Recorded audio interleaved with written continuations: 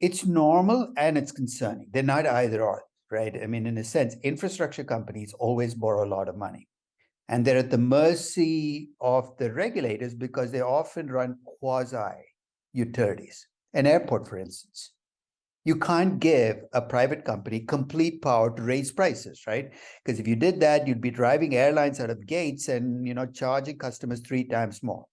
So the businesses that the Adanis are in are low margin businesses, even in their best days, but they're very capital intensive businesses. And for whatever reason, and this is not the Adani's fault, going back 100 years, infrastructure companies have always used a lot of debt.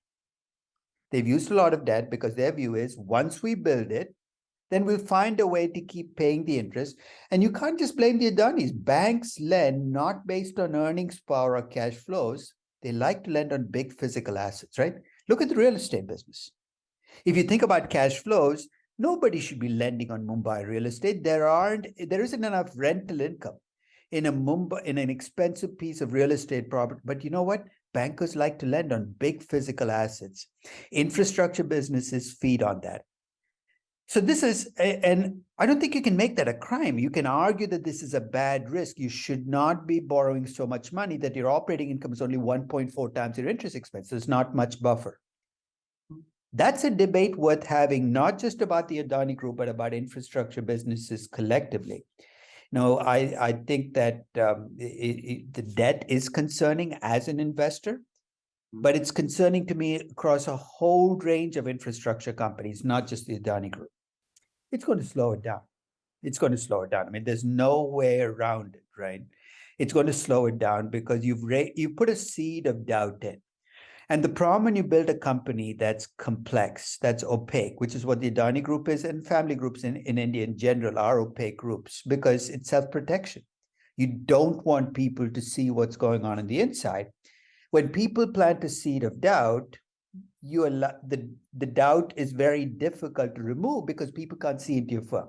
It's one of the consequences of building opaque organizations. In good times, people don't notice. In bad times, people assume the worst about you. So the next few weeks are going to be very telling for the Adani Group because people are going to assume the worst. Every news story is going to be parsed for, hey, are they hiding something from us?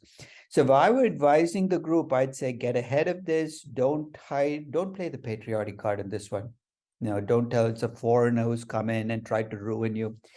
The best solution here is to open things up, get more transparent about everything from ownership to financials to debt, and let people see, because even if there's stuff to hide, it will not be as bad as what people assume you're hiding. So even the bad stuff, bring it out, have some credibility, let it play out. But it is going to create some punishment. It's going to slow the process down. I mean, I already read, I think today, that they were slowing down their capex, and that's exactly what you're going to expect to see in the next few months as they try to work themselves out of this problem. If you like the video, do like, comment, share and subscribe.